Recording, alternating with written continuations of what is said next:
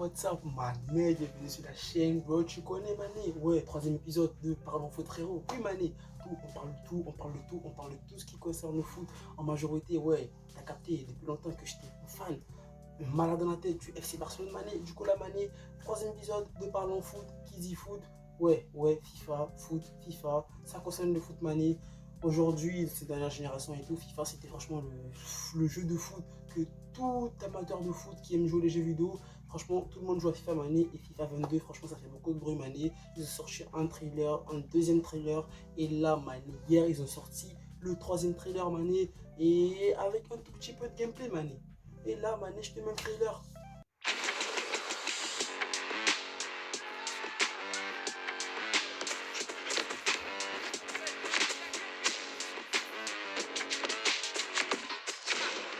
Welcome to Inside FIFA 22 gameplay. Hypermotion is the biggest addition to gameplay in FIFA 22.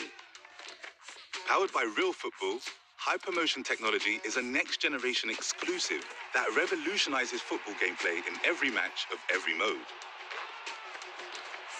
Combining advanced 11v11 match capture and machine learning for the first time ever, Hypermotion delivers a host of new features that elevate the FIFA 22 gameplay experience. Advanced 11v11 match capture unlocks full team authentic motion, the biggest animation refresh in FIFA history. For years we've captured individual player movements, but for the first time we've used XN suits for simultaneous motion capture of 22 professional footballers playing at high intensity. The data from every touch, tackle, and sprint inspires over 4,000 new animations, raising the responsiveness, physicality, and intensity of players and teams as they move around the pitch. FIFA 22 gameplay is made even more real by machine learning. Translating 8.7 million frames of match capture data into responsive animation, our MLflow algorithm lets you adjust your stride in real time like the pros do, with first touch precision as you approach the ball. Tactical AI makes all 22 players smarter on the pitch. With up to 6 times more decisions made per second, attackers are now quicker to react and smarter with their runs. While a defensive rewrite allows teams to act as a unit and keep their shape off the ball. Enhanced two-player animations intensify the fight for the ball in the air. Feel the physicality as defenders and attackers push, pull, and jostle with more responsiveness and cleaner outcomes. Control it like the world's best with longer two-touch animations. Take it down like Foden with heightened close control. And drive forward with more technique, agility, and strength. Informed by advanced 11v11 match capture, feel the rhythm of the match with new off-ball animations. See the emotion of top-level football as players talk, point, and direct each other just as you see on the pitch. And FIFA 22 has even more fundamental advances. A brand new goalkeeper system makes your number one more reliable between the posts. With more composed shot stopping and more personality that replicates the different styles of world-class keepers. While real-world data brings true ball physics into the game to make it fly, spin, and bounce like the real thing.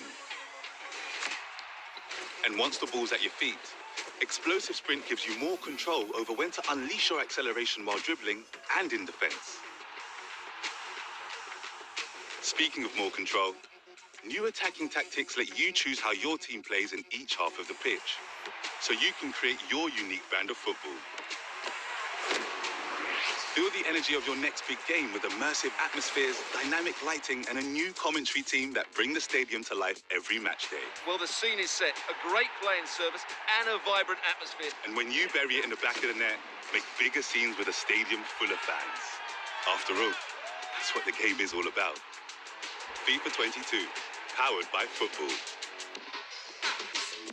Bah oui, Mané, comme tu as pu voir le nouveau trailer de FIFA 22, quand même, FIFA 22, quand même, les gars, il fait beaucoup de bruit. Hein. On a capté, ouais, l'hypermotion. Tout le monde a capté tout le bail de l'hypermotion. Là, les 5 nouveautés dans ce FIFA Mané. Là, bah, première nouveauté, l'intelligence artificielle revue et corrigée. Tous les jeux FIFA font cette promesse, mais depuis quelques années. Toutefois, l'intelligence de l'ordinateur n'est pas la plus développée. T'as vu, Mané, quand tu joues et tout, même en mode solo, tes milieux de terrain, quand même, ils défendent pas, les gars, ils défendent pas.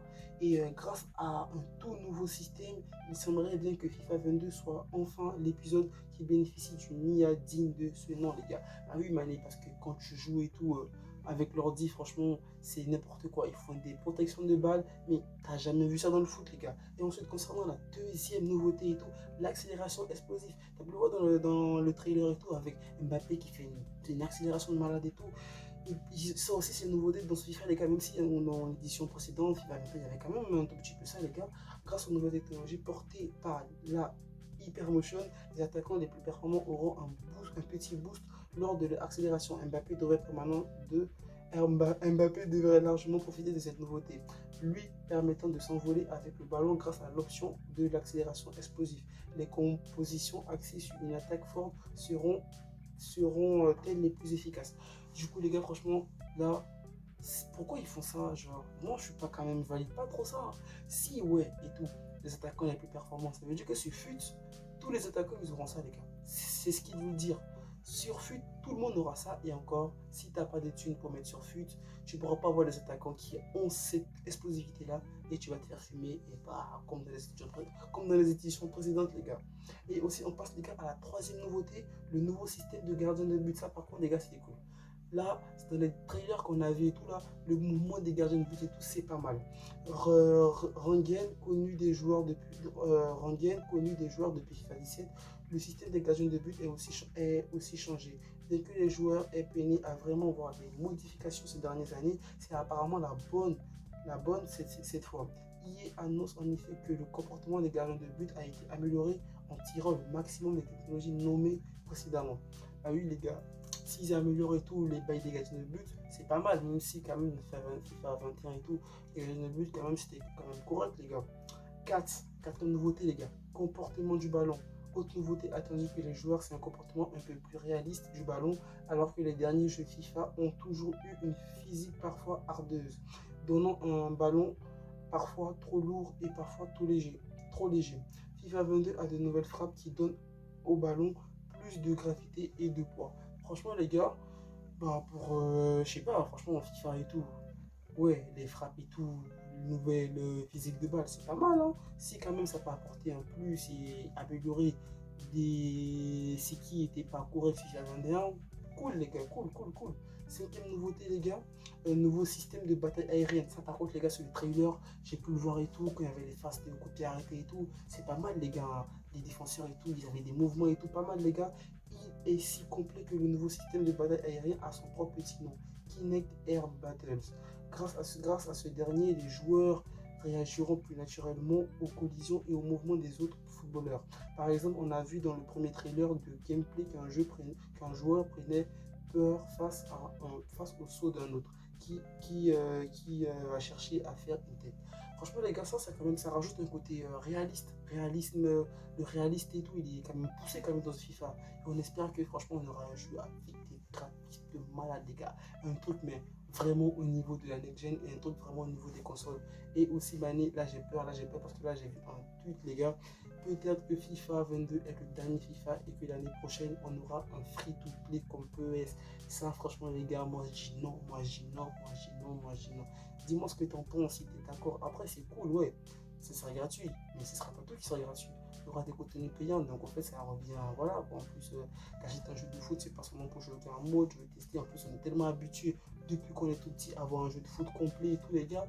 Et c'est galère aussi pour les gens, parce que là, par un peu de PS, mais PS et tout, ça va être que les bails en ligne et tout. Si tu as une connexion de merde, franchement, tu pourras pas y jouer, ça va te casser les couilles, les gars. Et là, les gars, on va enchaîner directement avec Léo Messi. Léo Messi qui a fait ses retours de vacances et maintenant qui va peut-être ce lundi, le 2 août, si je ne me trompe pas, donner sa décision concernant son avenir et tout, s'il reste au Barça ou pas.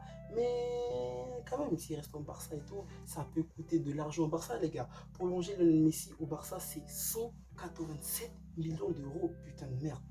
What the fuck? 187 millions d'euros. Le mec, il a même pas, je sais pas, il a même pas 20 ans, les frères.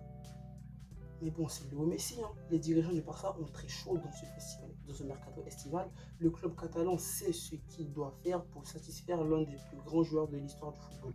Selon les renseignements de l'équipe, le coût de la prolongation de Lionel Messi avoisinerait les 187 millions d'euros. Ayant des sérieuses difficultés économiques, le Barça mettra place à un allègement extrême de la masse salariale afin de financer la continuité de Messi sous le maillot blaugrana, les gars. Franchement, moi, je veux que Messi reste, les gars. Je veux que Messi reste. Pas parce que ouais, il peut apporter un peu ce côté Barcelone ou parce que sans le Barça, sans Messi, excusez-moi, sans Messi, il n'y a pas le Barça. Mais je veux qu'il reste pour l'histoire. C'est bon. Messi, là, s'il devait partir du Barça, c'était ouais, un peu avant. Là, c'est bon, il n'a rien à prouver à quelqu'un. Pour ceux qui disent que Messi est tout le temps resté au Barça, que Ronaldo, parce qu'il dit ça par rapport à Ronaldo, que Ronaldo, il a prouvé dans tous les grands championnats. Moi, je me bats les couilles, les gars. Pelé, il est resté au Brésil. C'est une légende. Il n'a pas joué au Barça. Il n'a pas joué en Europe. Messi, c'est une légende, les gars. Il n'y a pas besoin de dire que Messi, il est resté en Liga. Il était dans un confort total. C'est pour ça qu'il est fort. Non, non, non, les gars. Non.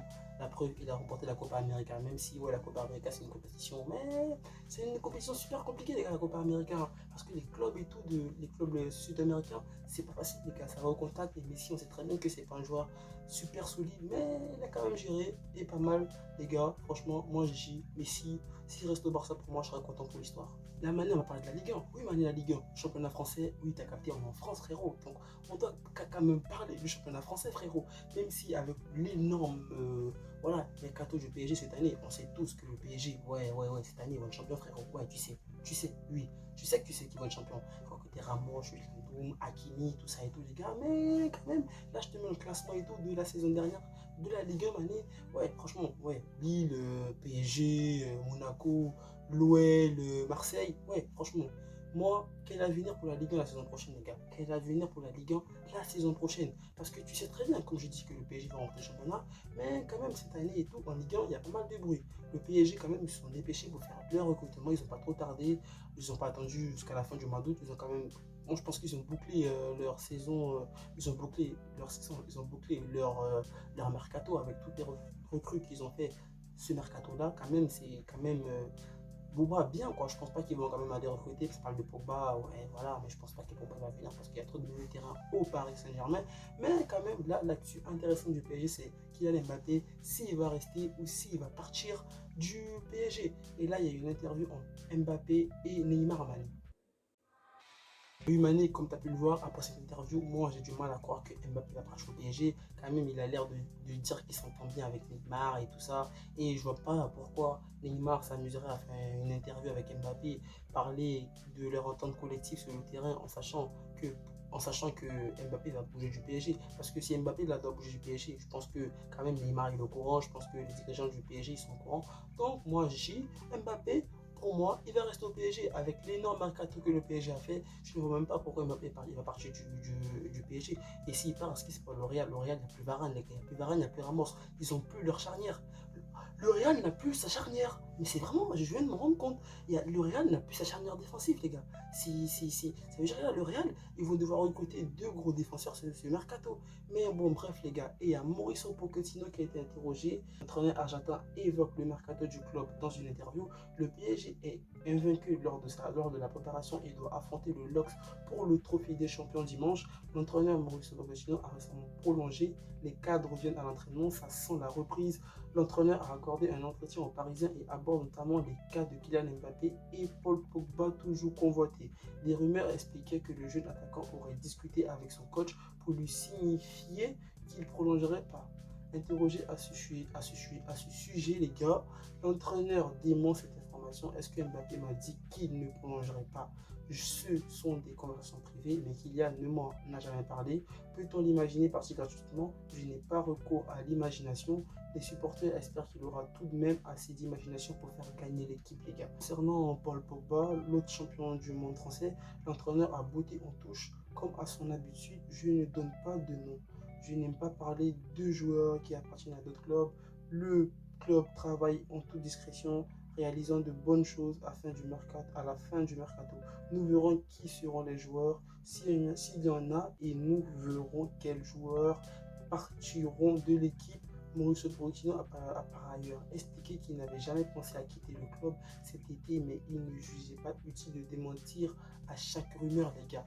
Déjà là, les gars, moi, du côté de Kylian Mbappé, comme je le disais tantôt, moi je pense que Mbappé, oui, c'est vrai que Mbappé et tout, il est au PSG, ça fait un moment quand même, parce que ça fait 3 ans ou 4 ans, les gars, ça fait quand même beaucoup, mais il est encore jeune. Et le PSG a fait quand même un gros recrutement de malade. Donc, à voir, les gars. Et concernant Paul Pogba, ouais, franchement, le PSG, ils ont recruté dans le milieu de terrain. Il y a Verratti, il y a Luis Lambo, il y a Herrera, il y a Drexler, il y a Pablo Sarabia, il y a Danilo Pereira, les gars, il y a trop de joueurs au PSG au milieu de terrain. Donc, franchement, pour Paul Pogba, je sais pas, les gars. À voir si le PSG va vendre ou pas. Mais pour Pogba, les gars, franchement, je ne sais pas. Et aussi, j'aimerais parler aussi de Lille, le club de Lille et tout, qui a pas vraiment fait de gros trucs. Quand je regarde là, le mercato de Lille, c'est pas un truc de malade, les gars. Il n'y a pas vraiment de gros joueurs. En plus, ils ont perdu les gardiens qui est parti au Milan AC, Mac Mignon et tout. Et ils ont perdu les coachs. À voir ce que Lille va faire la saison prochaine en Ligue 1. Je pense pas que Lille, même, peut-être qu'ils seront, peut-être qu'ils seront sur le podium de la Ligue 1 la saison prochaine. Mais à voir, les gars, parce qu'ils ont perdu le coach. Ils vont jouer la Champions League, à voir s'ils vont la jouer à fond ou pas, les gars. Aussi l'OL, les gars. L'OL qui a perdu l'un de leurs joueurs en attaque, franchement, de malade. Memphis Depay qui était l'un des joueurs qui portait vraiment l'attaque de l'Olympique Lyonnais. Et je sais pas, c'est ce mercato-là, l'OL non plus, ils n'ont pas fait de gros recrutements. Genre, ils n'ont même pas recruté de gros joueurs. Et même, je sais même pas si Oussema Aouar, franchement, qui est un joueur exceptionnel, s'il va rester à l'Olympique Lyonnais. Parce que moi, pour moi, si moi j'étais Oussema Aouar, je partirais, les gars. C'est mieux qu'ils partent Oussema Aouar. Parce que l'OL, franchement, moi je pense que ça va être pareil l'année prochaine. Ils vont quand même, je sais même pas s'ils vont jouer la Champions League l'année prochaine, les gars. Et aussi, on va parler de l'Olympique de Marseille, les gars. L'Olympique de Marseille, quand même, qui a recruté pas mal de joueurs. Quand je regarde leur transfert officiel de l'Olympique de Marseille, il y a le mec là, du FC Barcelone qui jouait en équipe réserve, Fuerte. Ils ont recruté Guendouzi, les gars. Bombe le terrain avec Gerson et tout, le Brésilien, le mec qui vient du championnat brésilien et tout là. Franchement, l'OM, on peut dire quand même si Thauvin il part de l'Olympique de Marseille, l'OM quand même, ils ont fait quand même, l'OM quand même, excusez-moi, ils ont fait quand même un mercato correct et tout, les gars. À voir. Et aussi côté de Monaco, je pense pas que Monaco ils ont besoin de recruter. Je pense qu'ils ont quand même un effectif qui est quand même pas mal, les gars. Et même si l'année prochaine, ouais, PSG vont fumer, les gars, mais je vois bien un Monaco qui va quand même finir deuxième, les gars. Et voilà, c'est mon point de vue sur la Ligue 1, les gars. Et aussi, les gars, j'aimerais terminer sur Raphaël Varane. Ouais, c'est officiel maintenant. Raphaël Varane qui va bouger du Real de Madrid, Mané. Et j'aimerais bien partager le palmarès de Raphaël Varane au Real de Madrid. Raphaël Varane au Real de Madrid, les gars. 1, 2, 3, 4, 5, 6, 7, 8, 9, 10 saisons passées du côté de la Maison Blanche. Même si, on peut regarder et tout, ses stats et tout, le nombre de matchs joués. Il a progressé, les gars. Franchement, il a allé depuis 2011 jusqu'en 2021, ces stats, ce nombre de matchs joués par saison, elles sont montées progressivement, les gars, même si à partir de 2015, il a fait 39 matchs en 2015, et après ça a quand même baissé en 2016 et 2017, mais après en 2018, c'est remonté, les gars. Et voilà, Raphaël Varane qui part du Real de Madrid avec son palmarès, les gars. Écoute bien son palmarès, les gars. Raphaël Varane, le palmarès de Raphaël Varane, en sachant que le mec, il a déjà remporté la Coupe du Monde. Il a remporté 4 fois vainqueur du mondial des clubs, 3 fois vainqueur de la Super Coupe d'Espagne, 4 C1, les gars, 2 Super Coupes d'Espagne et 3 championnats d'Espagne, les gars. 3 championnats d'Espagne, les gars. Franchement, Raphaël Varane, c'est un truc de malade. Et il a remporté une Coupe du Roi avec. Vainqueur de la Coupe d'Espagne. Une Coupe du Roi avec le Real de Madrid en 2014. Et là, les gars, voilà, j'ai fini de te parler. C'était le 3e épisode de Parlons Foot, frérot. J'espère que tu as kiffé la vidéo, même si, voilà, quand je parlais tout, quand je lignais tout, t'as capté, je parle trop vite, mais voilà, je vais essayer de m'améliorer sur ça, frérot, sur ça et tout. Du coup, là, les gars, on va se quitter sur les meilleurs moments de Raphaël Varane au Real de Madrid. Au Real de Madrid, frérot. Et du coup, voilà, j'espère que tu as kiffé la vidéo. Prends soin de toi, prends soin de ta famille, ne pas maner, reste toujours positif dans la tête. Allez, peace, tchuss.